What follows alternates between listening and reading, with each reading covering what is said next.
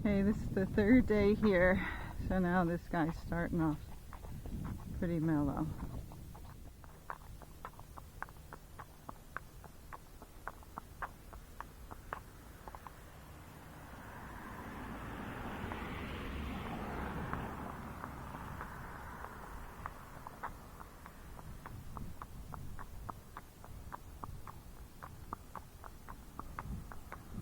Hi.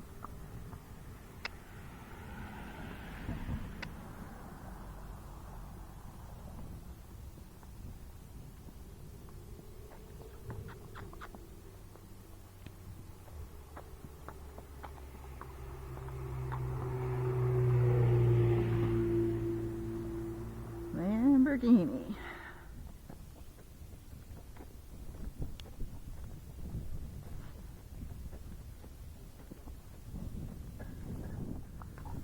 Let's go this way. Hi. Thank you.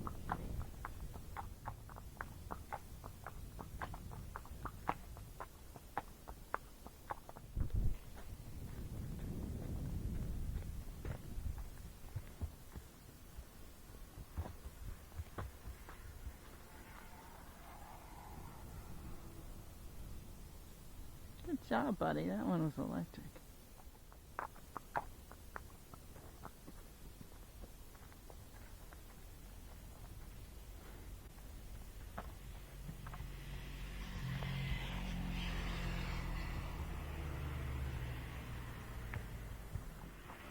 Hi.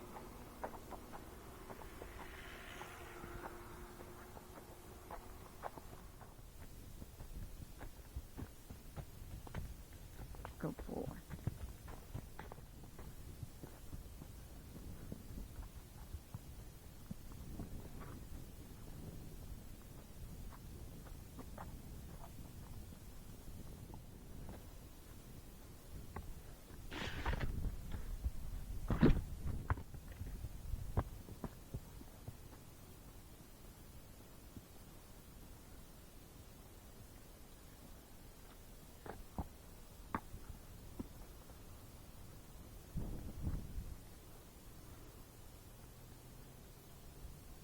Good boy.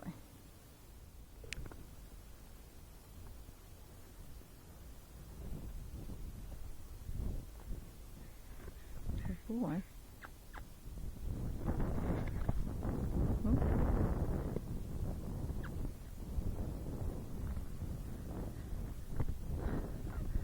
Not really built for horses, are they?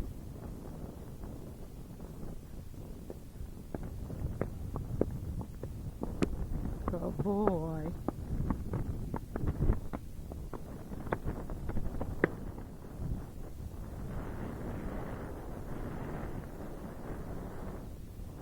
I got you. You're gonna be okay. It's most bikes you've ever seen in your life.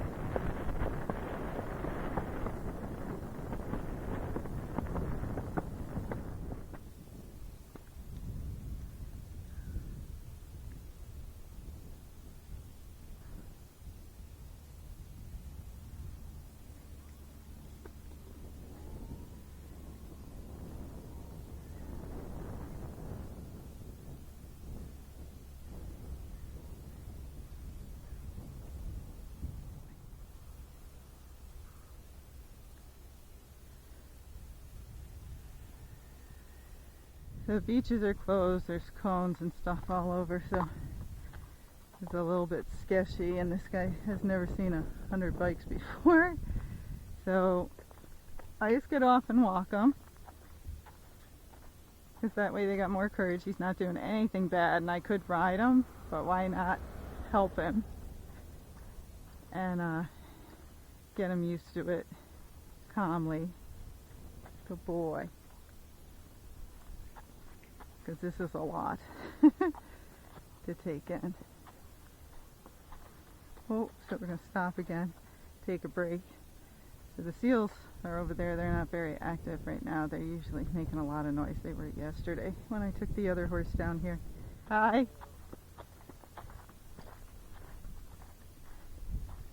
Good boy. So he handled that really Well, and then we'll get on and ride back. Carmel Fire. Go, bull. Alright, so if they're scared of something, don't let them run by. Just take a little break here by it. But again, this is a lot to go through by yourself, isn't it? Yeah. So he's doing really well.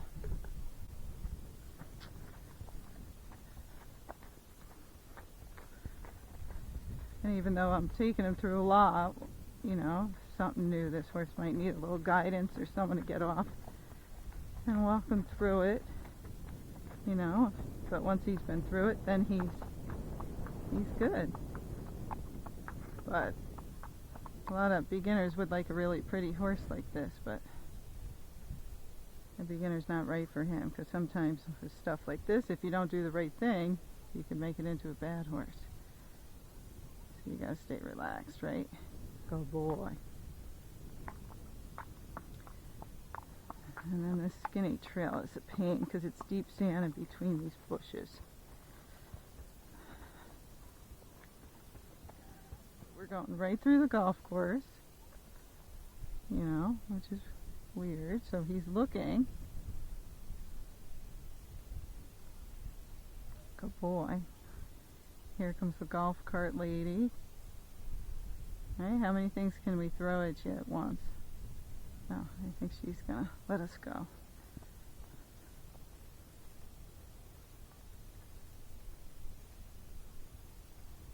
We're walking on their expensive green. There's a guy right behind his cart right there. You can do it.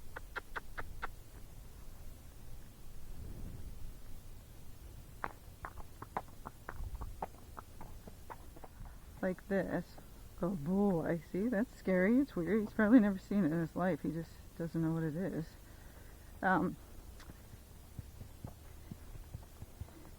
Is I took you from the country, you know, so we're from Tennessee, and I'm taking you to the city, and I'm going to throw you out there by yourself and be like, good luck, survive. And you don't know what anything is or where you're going, so it's very scary for them in the beginning. So that's why it's good if, you know, somebody puts good mileage on the horses to start, so they're brave and not scared. Because if you're scared, then they get scared. So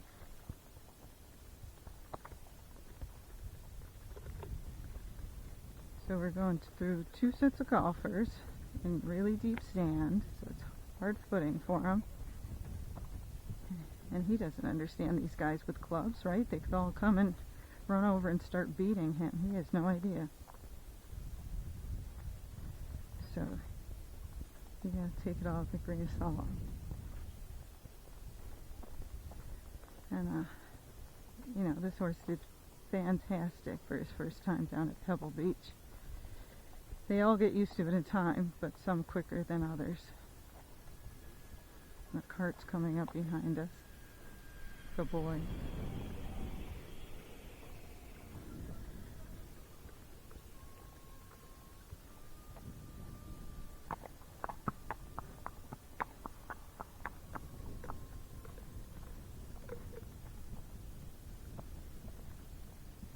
You know, so I help this horse today. I take care of him, put some good mileage on him, get used to some really scary stuff, and then someday he'll take care of somebody.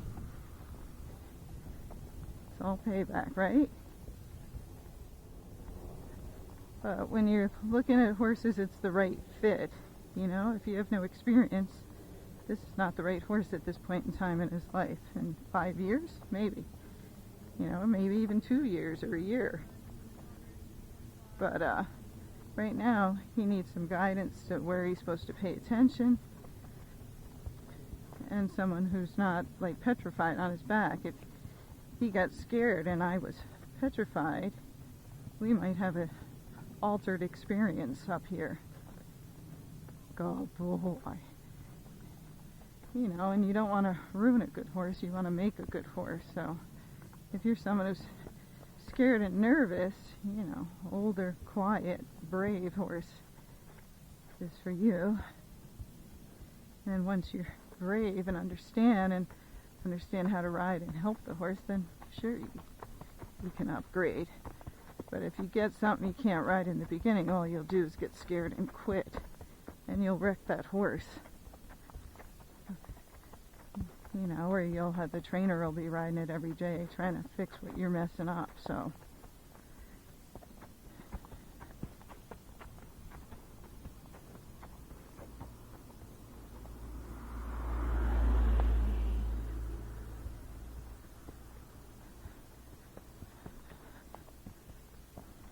but this is why most of my horses don't care about much, is because I do all this stuff with them, and it's me on their back helping them, so they trust me.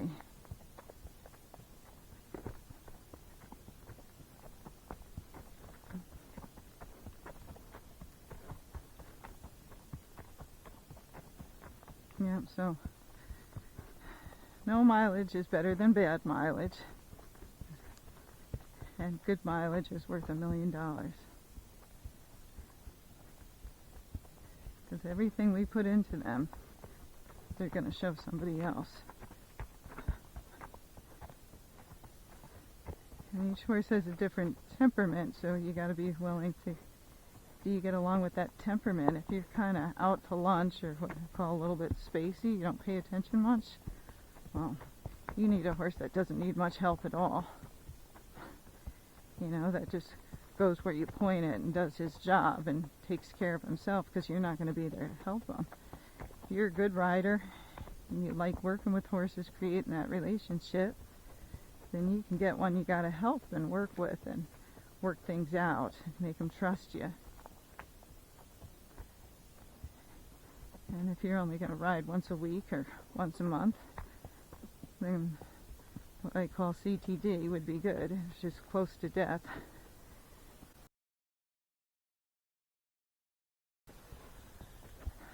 It's funny, I said close to death, and then the guy rides by without a helmet on his head. Crack myself up.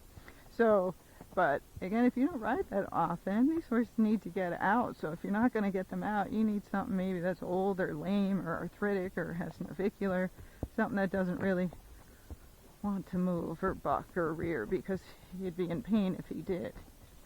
That's why trainers are always saying get old gelding, because the mares will outsmart you in a minute. And don't get me wrong, mares are great, you know, if you train them well and get them to respect you. But in a lot of people, they take over, or people let them get away with bad attitude and bad behaviors, because they go, oh, it's a, you know, she's a mare. Well, just because she's a mare doesn't mean she can kick the other horse. I understand why she's doing it. She doesn't want to get humped usually, but you need to teach them all to be well behaved. Mare or gelding, it doesn't matter. But older mares, you know, are usually better. But just remember, they outsmart you. It's like a smart woman. 5 minutes she'll be running circles around you. So that's why I usually tell people geldings, or, you know, we'll find a mare with the right temperament.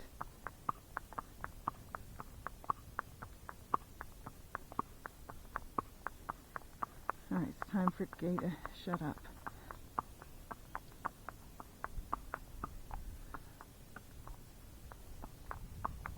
Go bull.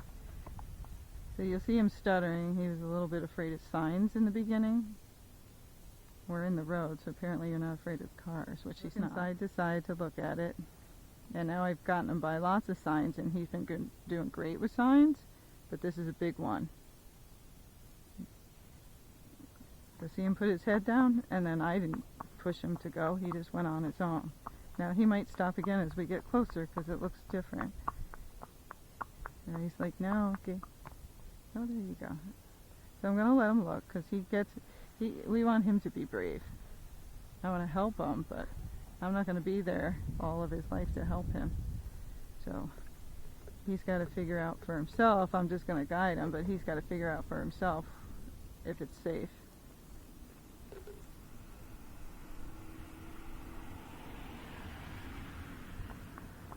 Good boy.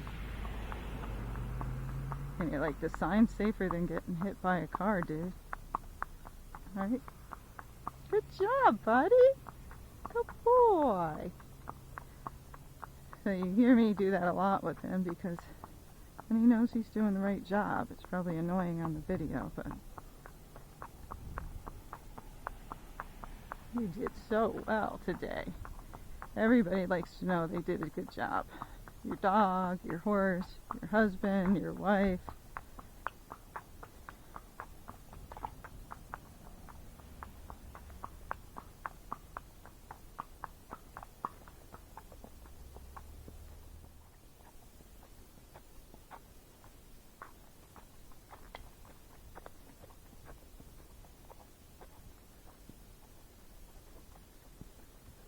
So this guy's great, and I'm putting the mileage on him.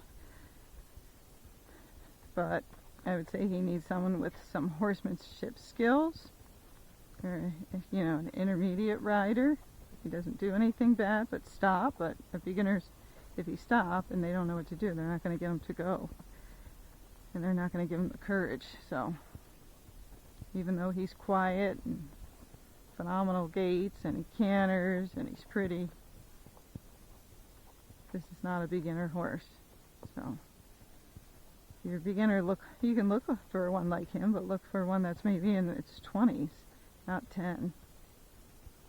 Because imagine, this horse is great now, but imagine how he's going to be like in 10 years. Be awesome. Packing people around, don't know what the heck they're doing. It's working. So this is the mirror with the tarp that's blowing up there. The same thing. Anything that's scary, take the time and get your horse used to it, because you just don't ever know when you're going to see it again. And this is your chance while they're calm to help them get over it. But if you just walk by, then next time they see something like this and spook, you know whose fault it is? It's your fault, because you didn't let them get over it. That guy probably thinks I'm talking to myself, but I am. Really, I am. So take the time, let them sit there and look at themselves or the object until they don't care anymore, until they start looking at other things, or they start eating grass or playing with something, and then you know they don't care anymore. And you'll see also, I like to rub the horses, scratch them, get them to relax. You know what I don't do a lot of? That. Because everybody wants to pat them like they're a dog, but you never see horses pat each other, right? They don't seem to enjoy it much, but you give one of them a good scratch, he's like, yeah, I'll come stand in the mirror any day for you, lady, if that's a good scratch, right? Now there might be something behind it. Okay, but take the time, good boy. See, now he gave a sigh, so now, good boy, now we're going to go away. Because I got to go home. But take the time and then get them over things. And then they won't care so much. And all of a sudden they become a good, solid, you know, not so spooky horse. Just remember, they can all spook. They're not machines. So we're just trying to make them better so we don't fall off. But they all spook. So if you want one that never ever spooks, he might be deaf, maybe he'll be blind, maybe he'll be older lame.